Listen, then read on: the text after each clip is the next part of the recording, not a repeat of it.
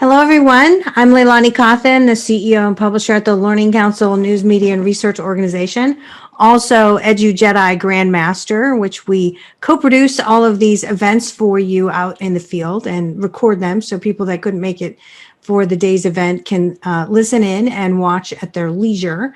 So we're excited today to have Phil Jankowski, who's Assistant Superintendent of Armada area schools in Michigan, and Rachelle Dene Poth, who's a foreign language and STEAM teacher from Riverview Junior Senior High, Riverview School District in Pennsylvania, and Kimberly Nidy, who's the Director of Technology, North Canton City Schools in Ohio. Also Suzanne Lucas, who's the VP of Digital Product Marketing at Scholastic. I want to give you a little bit of an overview of what we're going to be doing today about this topic of refined, personalized asynchronous learning. We're going to feature each of our speakers. We're going to go over some top concerns initially. After we hear from Suzanne Lucas, she's going to sort of frame out what Scholastic is doing, which is a good foundation for the conversation today because she'll talk about what advanced software is really doing.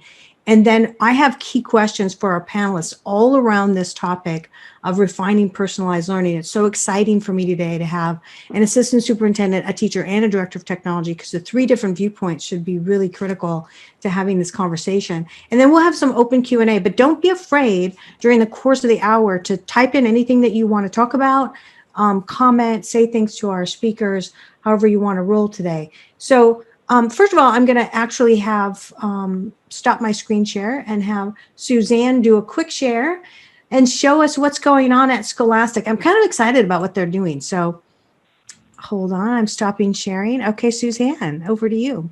Great, thanks, LeiLani. Hi, everyone. I am so excited to be here with you all today. And it's been such an interesting year, and I'll apologize if you can hear the animal in the background. He's a very old bulldog. So I want to thank you. Personalization, especially in reading instruction, after the year that we've had, I think is more important than ever. And I know that there's been so many bright spots in what our teachers and our educators have been doing this year, more than we could have ever expected. And I also know that we've seen or heard a lot about the fatigue that many students are having from all of their Zoom meetings and their Google Meets. And I know I have two children who have been doing a lot of remote learning this year. Thank goodness we got to go back a couple days a week towards the end. But I really want to think about what personalization and how important personalization is going to be as we continue to move forward with the summer and the upcoming school years, because we know that now more than ever, meeting each child where they are is going to be more important. So as LeiLani mentioned, at Scholastic, we've been doing a lot of work over the last few years around creating personalized reading instructional programs to meet a variety of needs. For example, Scholastic First, which is a foundational reading program. It really starts with phonemic awareness and phonics. And the goal here is to ensure that we build those secure foundations that students master the sounds and the letters before they even begin to read. And it's done in an adaptive nature. There's no way, as a former first grade teacher, I could never have met the needs of all 33 of my first graders. I used to teach in East New York, and I had a really big class. And I could only imagine what next year would look like, knowing that my own personal first grader has had a really rough year, and knowing that I can put him on a program that's going to not only teach the skills, but give me as the educator the data that I need to understand what his specific gaps are while looking at across all of my students. Or Scholastic Word, a vocabulary program. So often we hear about the vocabulary gap that students come into school with. And working with our author, Dr. Elfrida Hebert, we have analyzed, well, she's analyzed what are the words that students actually need in school.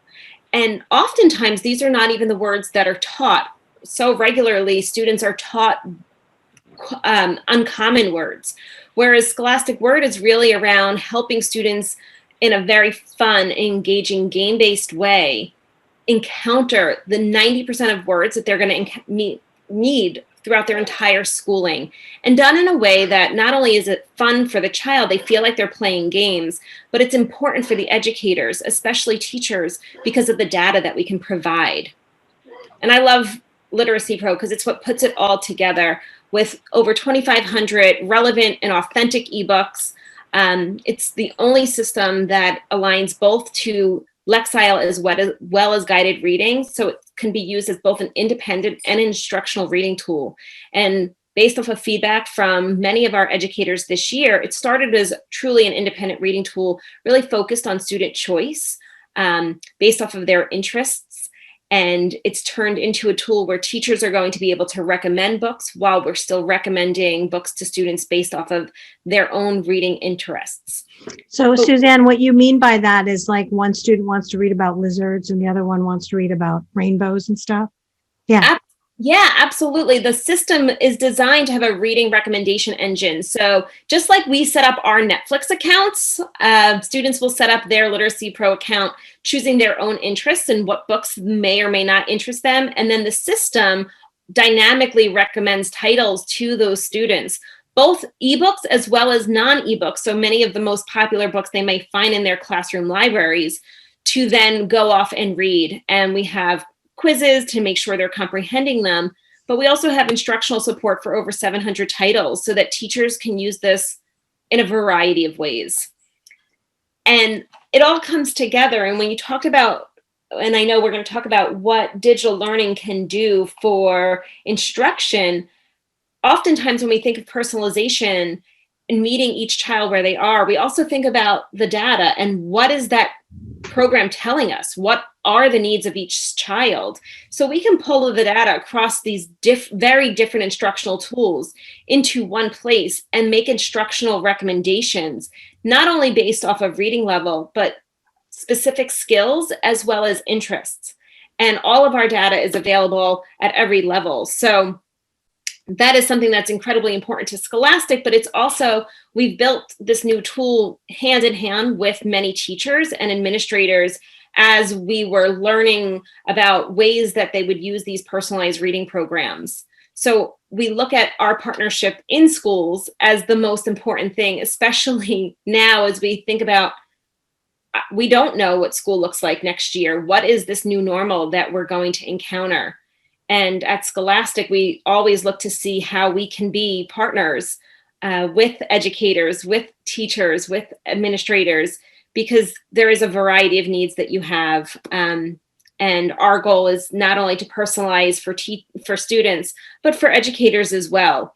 So we look forward to that partnership. And LeiLani, like I said, I can't thank you enough for allowing me to be a part of this today.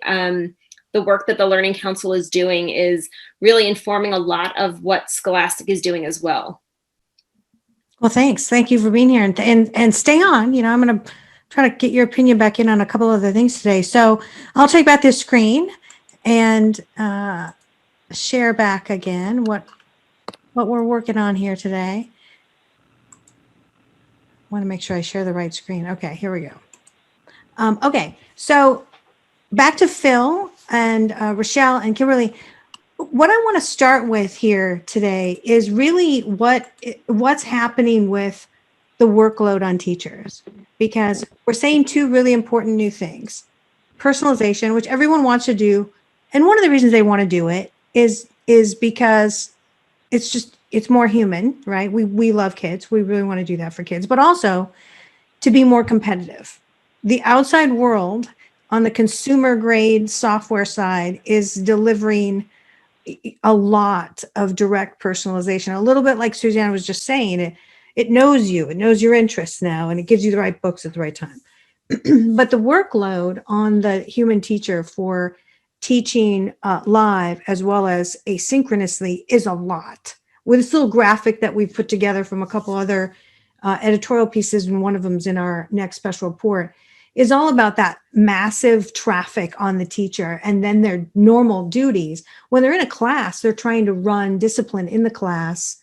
They're doing all the time management. They're trying to target every single student. They might have projects that they've got planned. They have to put together the project pieces. They got to check analytics on, 16 different systems. It's a lot. It's a lot. And for what we pay people, I think it's almost too much. So now they're also teaching students via video, and that's the preponderance of the schools in America, because they couldn't get between 20 and 35% of the kids when they did go back to school to come back. They want to remain remote. So this is the new workload situation. So now when we talk about personalization, we have drivers behind it, and we have drivers behind asynchronous. So how are we dealing with that? I want to start out with that first and come to you, Phil, first. What kind of things are you looking at? And are these issues bubbling up to you, and kind of what's happening? Yeah, I think everybody's saying kind of the same thing, just the amount of teacher burnout, especially at this point in the year as we get close to the end of the year, trying to manage the workload between the teachers, the students that are virtual. Most of our classes, for example, we've been able to split those, so especially at the elementary, so teachers are not teaching both at the same time. I know some of the surrounding districts, they kind of split the difference and just said, we're putting a camera in the classroom, and that's going to be our version of virtual, and that is not working very well for many people. However, for us, what we've done, our platform, we've been working on it for a few years. We've worked towards it, and it's worked very well at the elementary to kind of help teachers kind of personalize education. And one of the aspects that we really like is it helps them. They get to see where the kids were before, because it keeps all of the data from the previous year. They can see where the students were at. They know that going in, they can kind of tailor that. And so that's made it a little bit easier for our staff. At the secondary, it's depending on, we had quite a few teachers who left the profession knowing like the fall was coming back, so we had to hire additional staff. For them, the challenge of being new to education and then new to pandemic education has been huge. Yeah. A lot happening. It's like a roller coaster ride for the administration. So I want to come to Kimberly next, and then Rachelle, you, because you're dealing with this at the teacher level every day. Kimberly, what are your thoughts on this, on all these issues of what's hitting teachers right now and the dynamics there? Well, they're tired for sure. It is a lot. I looked at your graphic that you had up there, and it is like a mountain on their shoulders. I mean, teaching is a difficult profession to begin with, and then when you add all these challenges on top, it's been a struggle. I will say, I have, on a positive note, I have noticed some of my teachers have said they've been kind of reinvigorated, because they did have to do things, in maybe a different way, or they had to push ahead a little further, a little faster, than they thought they were going to. So where it has been overwhelming, it has also, I think, kind of reinvigorated them. We were lucky that we had a lot of systems already in place and just enough kind of training out there that they were able to kind of jump in and move. I had purchased a video software for them to use, and it was almost like I knew a pandemic was coming, because I bought it in the fall for the whole district, and then the use rate on that has just gone through the roof because they were depending on video so much. So it's been interesting kind of finding that balance, how long of a video, what to include, make sure you're organized. We have a learning management system that helps them get all those materials organized. So it's been a rough year, but it's been a valuable year, just in the learning that's happened in a short time. Yeah. And I think you touched on something really important. It's the organization of things. Mm-hmm. What software is bringing in the, template systems, the learning management systems, is that bringing order. And then the courseware side is actually taking over, doing some of the asynchronous stuff, right? Like reading programs and that kind, like Suzanne was talking about. So I want to come to Rachelle next, and you're kind of a superstar, Rachelle. Kind of know what you're doing.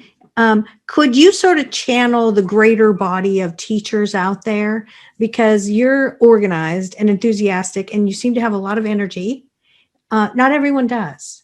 So what are your thoughts on this workload shift? Yeah, it's I could use some of that energy right about now. I mean, it's tough. Just thinking about like last year, just initially, whenever schools closed, a lot of people and not just for me, for people who are tech coaches or have been using technology for years, they just figured, oh, well, you've got this covered because you've already been using all of these technologies, or you're using a learning management system or whatever. And it honestly, it didn't matter how much or how little knowledge you had when it came to tech in the classroom, because it was just so overwhelming for everybody trying to shift from like what I do in my 42-minute class period, for example, into, okay, well, how do I do that in the virtual space when I don't know if all students even have devices or access? And so it's been an interesting growth process, but I think that, you know, there are obviously a lot of negatives in the whole experience of what we've gone through, just personally, professionally, in the world in the past year. But we also have to take away some of the positives. And I feel like, I mean, for me, I've definitely looked for different tools and strategies and whatever, and I've embraced a lot of new ideas. And I feel like that is, for the majority of teachers, I mean, that is what everybody was doing. It's like, okay, this is not ideal. It's overwhelming. I'm exhausted. I don't know where to begin. But a lot of teachers start to reach out and find support and build their networks and become more connected. And then, and the power of that is realizing that they're not alone, because other people who, they talk to somebody and they say, yeah, but you use all this technology. And the person's like, I have no idea what I'm doing. And then that person feels like, okay, all right. So it's not just me, you know, it doesn't matter. So that has definitely helped, but it is not easy, because the start of this school year, I know for my school, it was fully virtual for the first 9 weeks, which you get into that you know, that workflow, but it took about 3 weeks, because my mindset, and what I've heard from other teachers is, you know, your mindset was back to like the prior school year or the other prior school years, where you know how you start the year with meeting the kids and activities and whatever, but then you're virtual and you're trying to wrap your head around, well, how do I do this? Like, what do I bring into this space now? How do I build relationships, for example? And then we shifted to hybrid for the next 18 weeks. And then that was another whole new shift, because then you're trying to figure out, how do I work with the students that are in class and the students that are online at the same time? And I know teachers who were doing the teaching online, teaching students in class, and doing asynchronous instruction for another group of students. So they had like 3 things that were going on. But it has definitely been a learning process, not one that has not been exhausting. Or, I mean, how many times we've heard the word overwhelming, overwhelmed, new normal, and all of those things in the past year. But I look back now and I think about, I mean, obviously my own experience, but teachers that I work with, teachers that I connect with, and what they're saying, what they're doing, what they're seeing in their classrooms now, and how much more confident they feel moving forward into the next school year, even though we don't necessarily know what that might look like, but we're just so much better prepared now than we were. I mean, we're always learning as we go. And the worst thing that we can do is just to kind of stay with the norm and not embrace those risks to like try new ideas. And the best thing we can do is try something. If it doesn't work, we know that there are many other opportunities out there to try something else, to connect with somebody else too. So it's exhausting, but it's also exciting, I think, at the same time. Mm-hmm. I totally agree with you. And I want to go into the next round of question here, and then Suzanne, I want to have you kick this off. But the issue is that, Rachelle, just like you were saying, it's the structural shifts that were so disorienting, probably a better word, for so many teachers, and of course the students.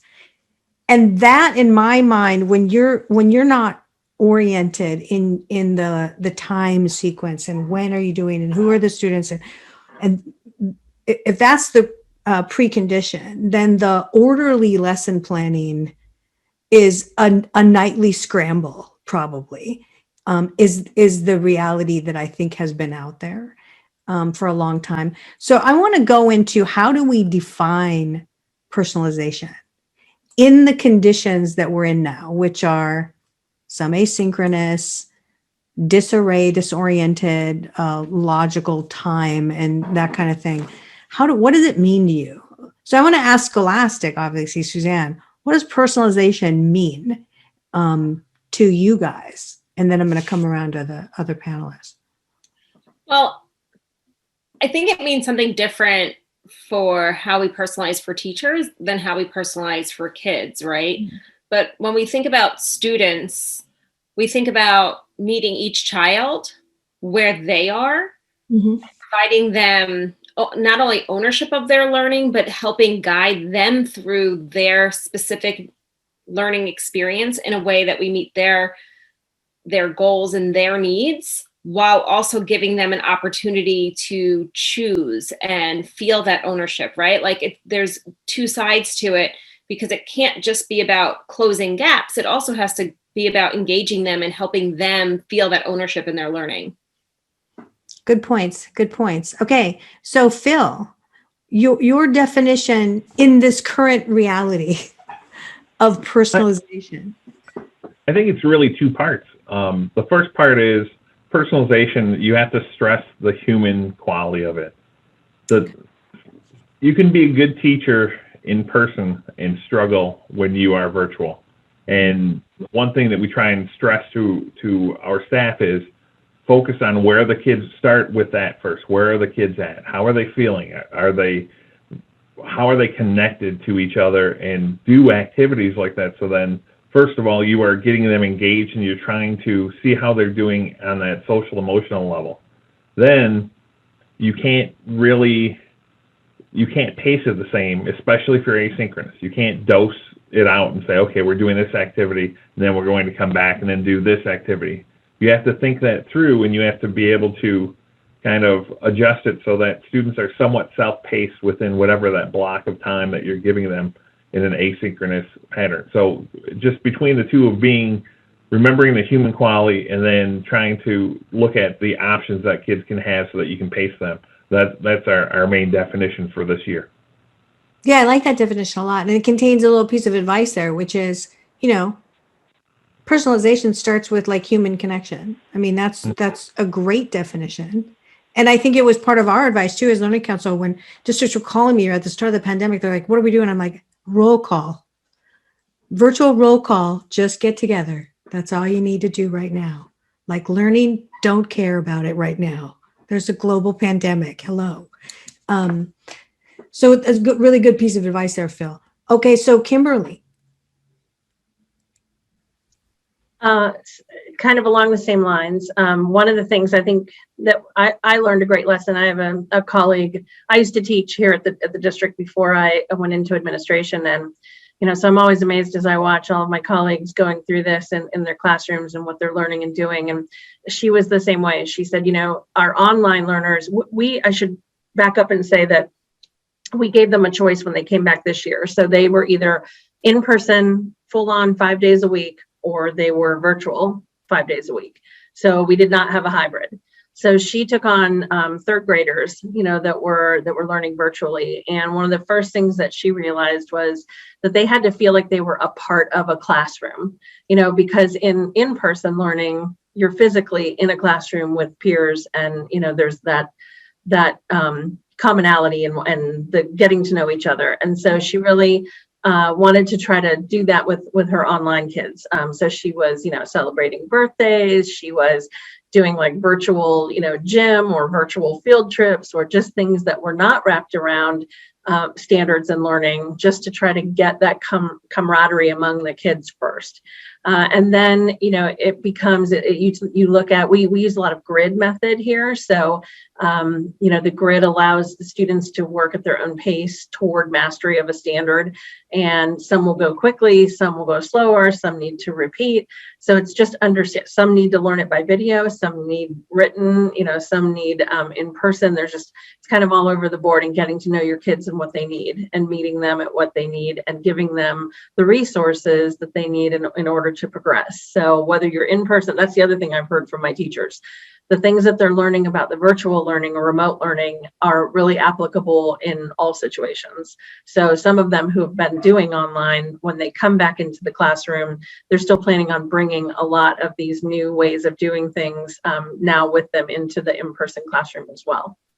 Yeah, I like that. I like that a lot. And the observations of what it's like to lead virtually are almost all really new in this arena. I mean, higher ed's been doing online learning forever and ever and ever, but that's not little kids. Little kids are totally a different story than college age people, right? So I love all those comments. Okay, so definition of personalization from your view, Rachelle.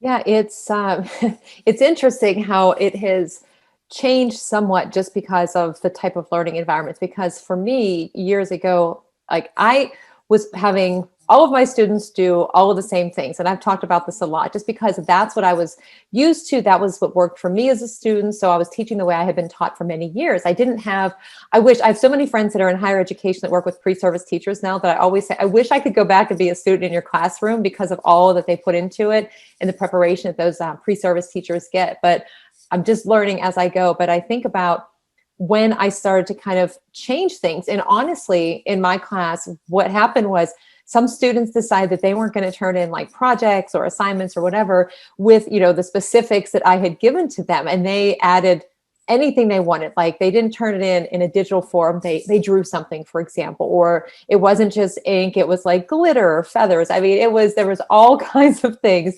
And I thought, okay, do I penalize them because they didn't follow my instructions, or is this trying to tell me something? And so that was the shift for me to kind of move towards students having more of a choice and a student voice in what they were learning, what they were creating. And I've evolved that a lot over the years where, I mean, just as an example, if students are creating a project for something, sometimes I give them a list because some students need that kind of specific, this is what it should look like, or this is something that you might create with it, or here are some examples. But then other students want to just have that full whatever they want to create. And so sometimes I give some options and then I'll say, or if you have a better idea. And I think that ties in, at least in my experience, so well to some students because it meets the students' specific, like their interest or maybe their skill set. So like I have a lot of students that don't necessarily really like technology, which is surprising because they're on their phones a lot, but they prefer to draw. And I say, okay, well, can you draw? And then how do we share it with somebody? So then we kind of problem solve a little bit like, oh, well, I can post it on, a Padlet or some collaborative space. But it's nice to see that if they have, and some of them just don't want to use technology because they don't understand how it works and they don't want to take the time to use it. Like these are their honest answers.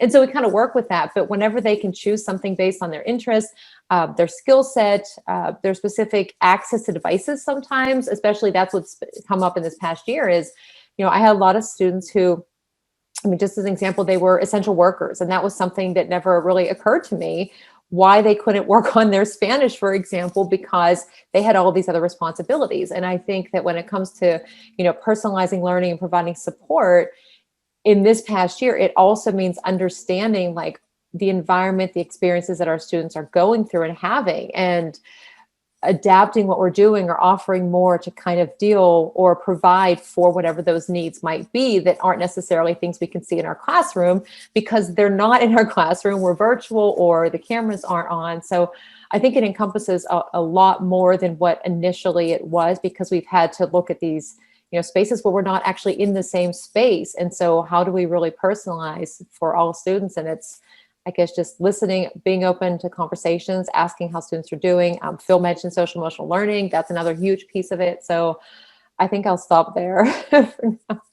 Yeah, excellent comments. And I like the direction your mind has gone in, like in the, how do we do this thing? And it makes me realize, I'm going to go back to this graphic here for a second. Notice how the little teacher icon is, she's got 18 arms, which is what all the teachers want right now, but it's traffic. There's a lot of traffic. And, it's Learning Counsel's purview that part of the traffic that's there for teachers right now, and how do I personalize and how am I going to do this and blah, blah, blah, is the structure of how we lesson plan and then execute. Okay. A lot of it is still manual digital. So it's email, it's post something and give everybody a link. And then everyone gives back their essay and you got to open every single thing and look at every single thing. So the automation portion of the distribution and then receipt back is not really very automated in many instances until you get to digital courseware. Then that's a different story, right? But the digital discrete elements going back and forth and all around, blah, blah, blah, trying to give a kid something personal just for them. This is not really fully automated. So I want to talk with all three of you and you too, Suzanne, from your view about the lesson planning work, okay? Because this research that Learning Counsel is looking at is it's taking up a lot of time. First of all, last year was just a cataclysm of what do we do? And we got to like work all weekend, all summer, get everything ready. But how does lesson planning work? And what would you see in terms of the biggest potential gain areas for improving that flow? So Phil, can you answer that first? That was a major challenge for us, was how to really get teachers to kind of change their approach, because many of them would start laying out, in live instruction, they'd lay out the entire year, and coverage becomes a major aspect of that. And our focus has been, we want kind of that give and take between how are students doing and how are they progressing.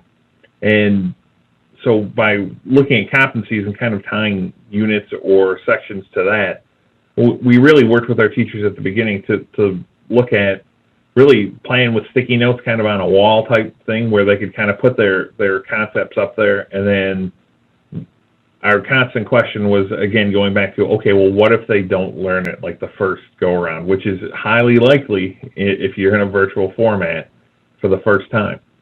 And how can we go back? How can we pick those kids up and give them that opportunity?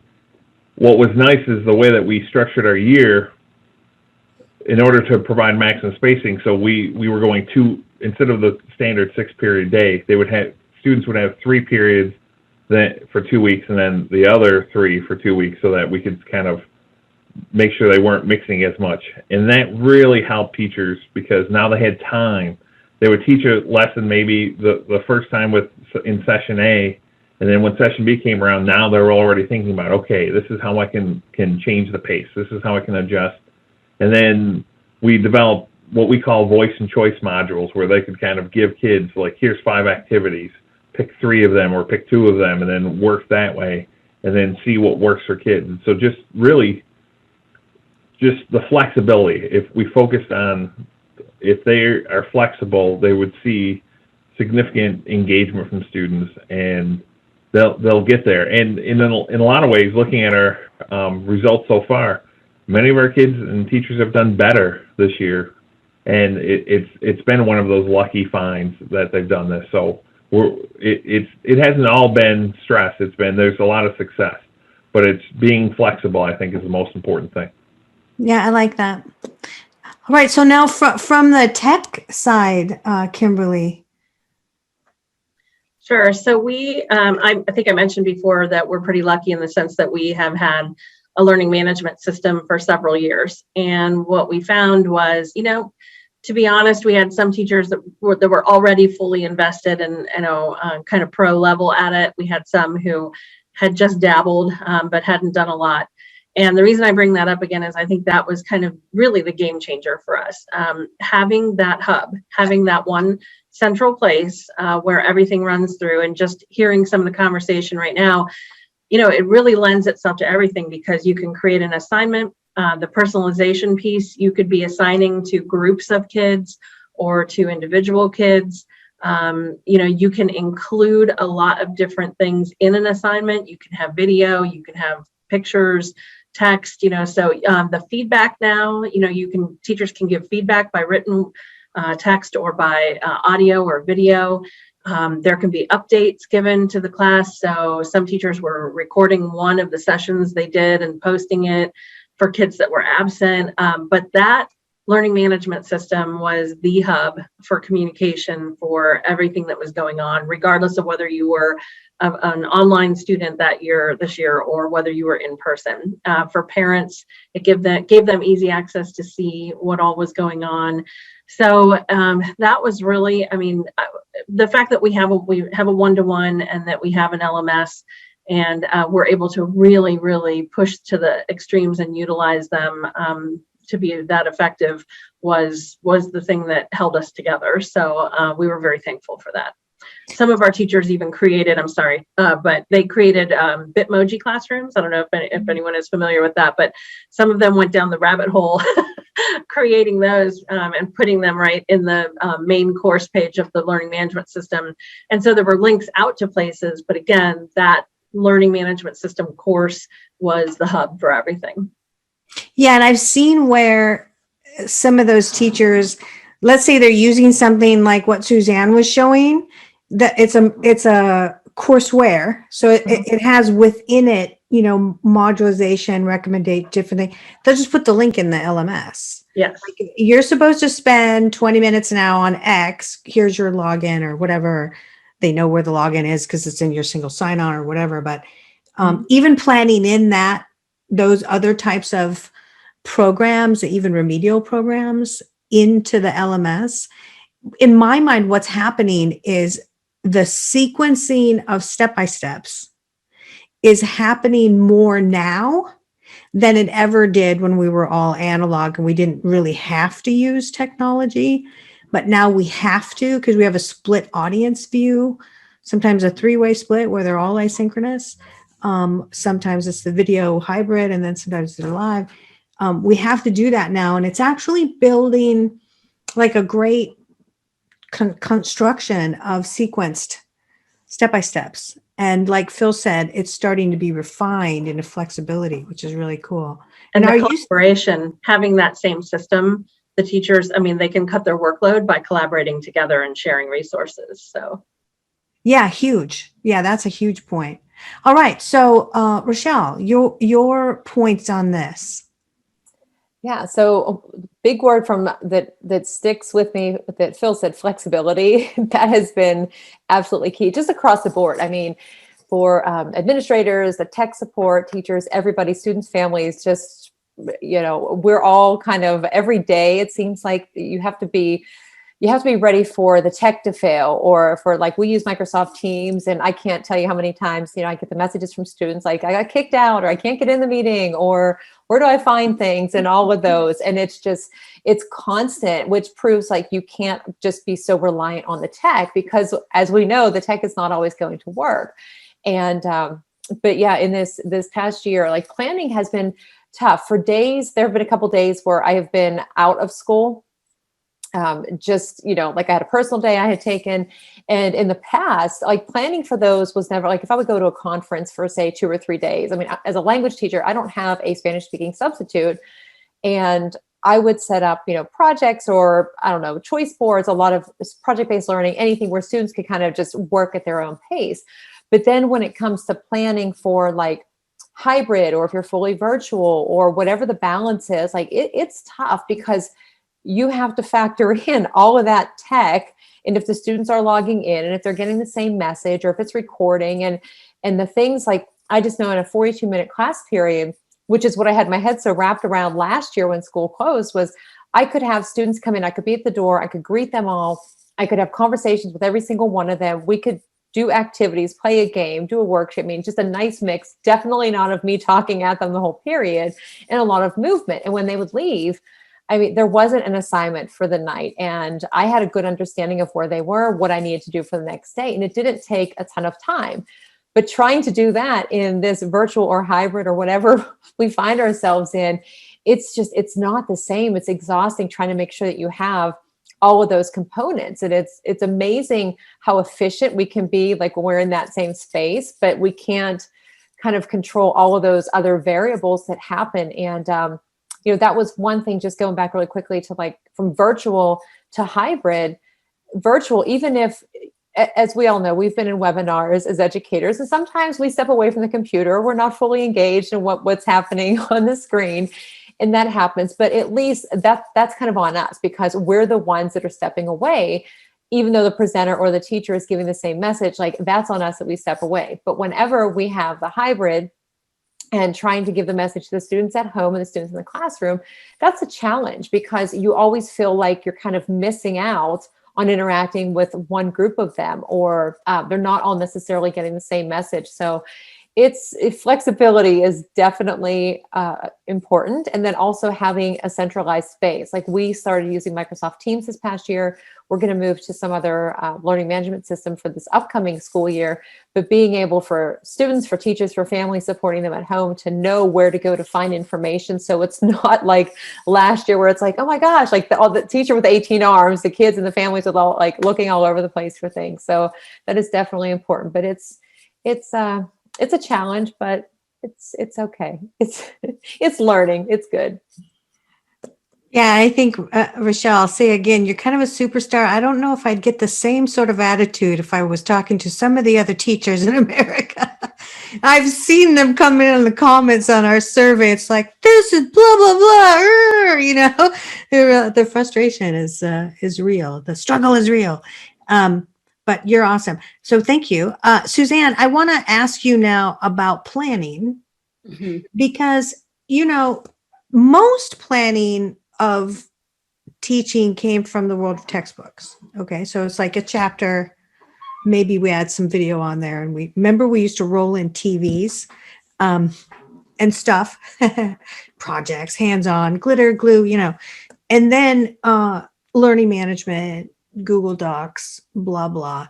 But it was still sort of a fractured, discrete learning object map. Okay. It was a worksheet. It was a piece of knowledge. It was a video, or it was a chapter or something, right? Now, in the world you're coming from, it's a fully built universe in a subject. And so how do you see planning being done around that? Because my reality is that there's a lot of schools and teachers that aren't fully grasping the fact that this is a huge workload reduction for them. And they think of it as a piece to slot in at, you know, like maybe. So what's your reality go on the planning in terms of like where it slots in to their thinking? Yeah. So what's interesting, right? Because I mean, I work on the digital programs at Scholastic, but we have a number of print, digital, blended curriculum resources as part of Scholastic Education. And for example, Scholastic Literacy is a core ELA program. And it's got whole group instructional support and small group instructional support and independent learning resources, which are basically the resources I talked about at the beginning. And what I think is really interesting as we think about how we shift, right? I mean, Raquel, you talked about how you had to pull everything together. We were doing the same thing from a publisher standpoint, right? Like we had a print program that was designed to be done in person, and we were getting authors to do, how do we do this virtually? So we were thinking about creative ways to use our print programs fully virtual. But also, how do we use our digital programs to make planning for small group differentiation easier, right? Because, I mean, when I used to do balanced literacy back in 2001, I didn't really know. I didn't have data. I didn't really know more than what I could see with the groups that I met. And now you can have programs that are giving you information that one-on-one is very difficult to discern across your entire class. Even small group, it's hard, right? But when you have that data rolling up into a system that allows you to group students by the press of a button and then create recommendations for you, it takes some of the heavy lift off, right? So as we think of how to use these personalized programs or these digital programs in a way that's supportive of our whole class direct instruction and our small group differentiation, it does help teachers to target students a little bit better and without all of the heavy lifting of trying to analyze every child's needs if the system can do it for you. Yeah, it's interesting because automation should be doing more of that. And I think that people are going to have to start leaning on that only because the complexity of audience shift is so heavy on people. Like Raquel, I keep saying Rachelle, but it's Raquel. You're right. It's Rachelle. Rachelle, okay, good. But I'll take Raquel too. I'll take Raquel. It's so good. Sorry.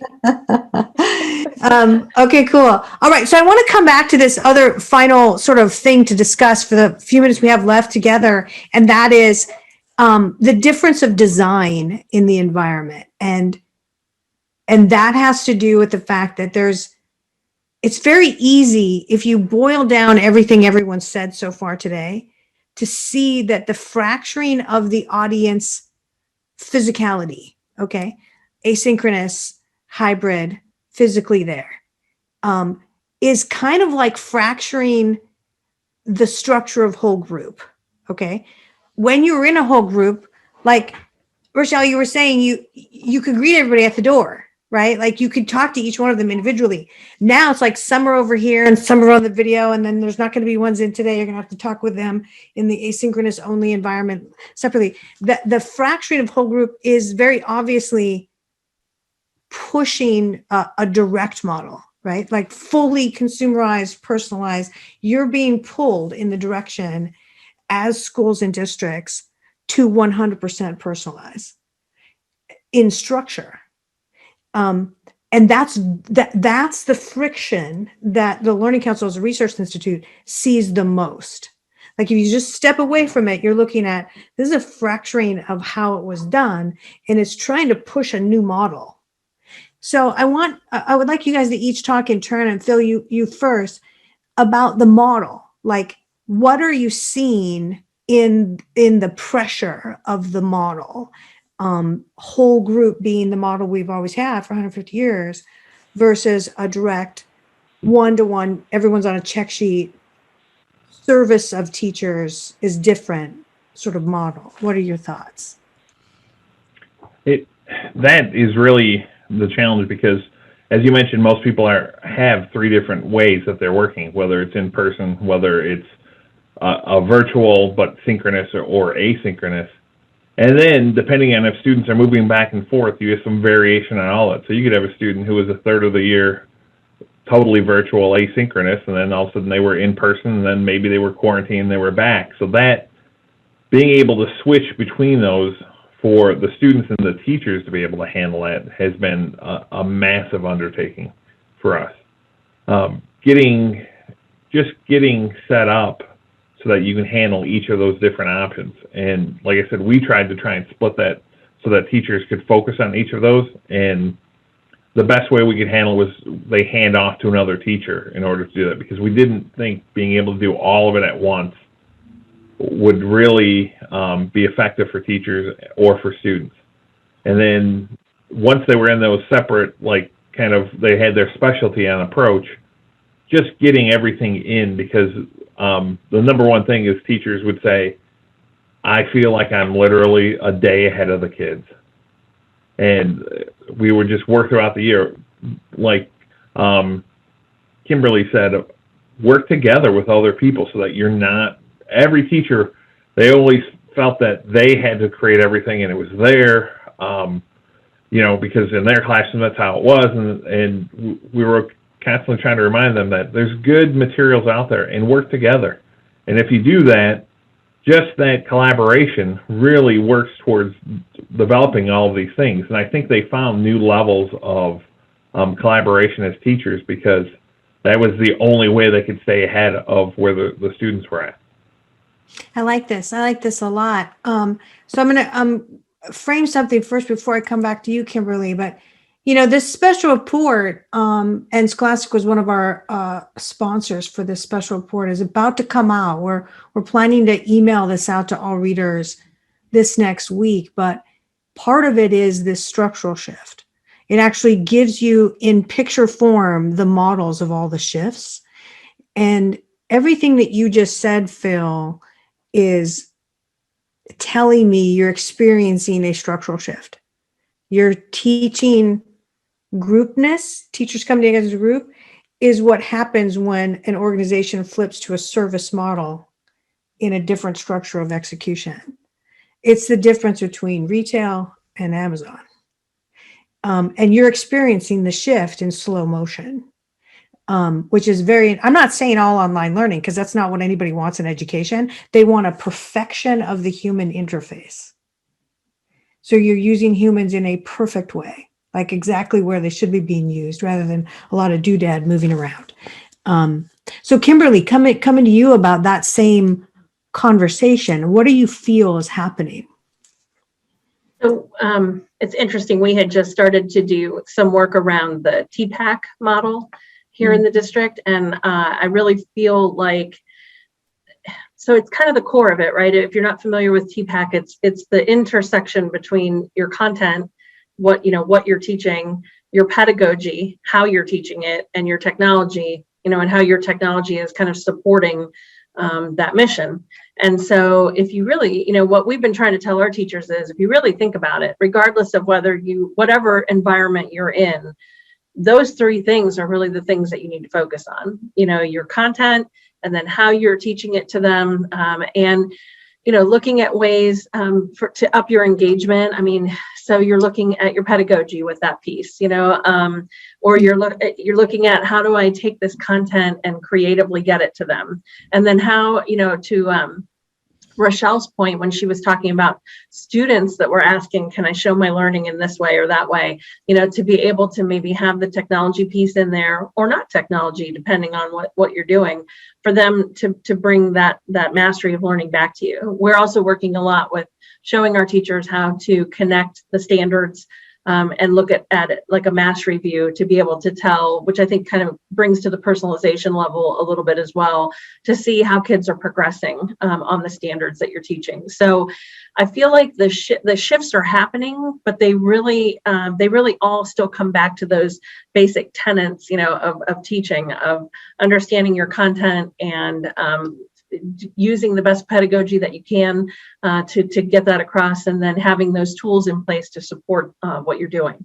So it'll be interesting to see how things shift a little more.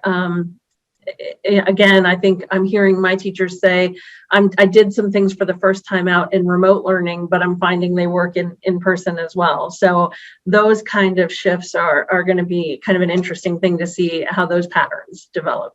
Yeah. Yeah. And you're absolutely right. It's like, as a teacher, you have to be cognizant of the terrain. Who am I teaching? How am I teaching? How is this construct, right? And be very facile, flexible to go in any direction. The interest, though, is also the institutional level flexibility.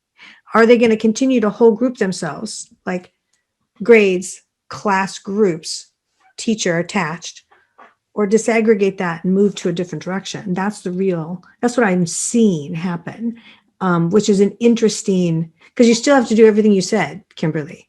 It doesn't matter. Like, you're still going to, as a teacher, manage a certain number of kids. So it's a interesting, I don't know, I'm doing a mind flip on that, but it's interesting to sort of go down the road of like, what is the structure? How are you delivering? So Rachelle, what are your thoughts on that same thing? Because if you step back from everything you've experienced in the last year and all the teachers around you, are you sort of starting to feel like maybe there's a structural change going on? On some days, yeah, it's I don't know. Like I've really, in the past, I kind of got into like a flow of like just how things were. I mean, I adapted to the changes of figuring out, okay, it's not always going to work. The plan that I set up, I'm going to have to change, got to be flexible. But seeing the different possibilities in what we had through the technology, assuming that all students have the access to the devices and everything that they need. But I feel like hopefully that, say, next school year or years from now, every school year, that what we've learned this year, that it has made a difference for for students, because students are talking about it more, like what they like, the different flexibility and having like their own pace with the learning, or having, accessibility or access, I should say, to teachers whenever they have questions, or just the whole online experience. It doesn't work for all students. And there are some students that just did not like it at all, want to be in person, and vice versa, and everything in between. But I think on the whole, what I've seen in my experience with my students is a lot of them really have enjoyed some of the opportunities that have come from the online, because it got away from, I know in my own classroom, like I was using textbook activities and workbook activities because they were decent activities, but then all of the answers are online. So my students can look them up or they can use a translator. And so it pushed me to figure out what are like really authentic, meaningful ways to have students create and learn the language and apply it. And so that pushed me to find other, I don't know, digital tools or methods to bring into my classroom to really change what I was doing a lot. And I'm still learning as I go, but I mean, now that May is just around the corner, I always feel like this is a time of year to try new things.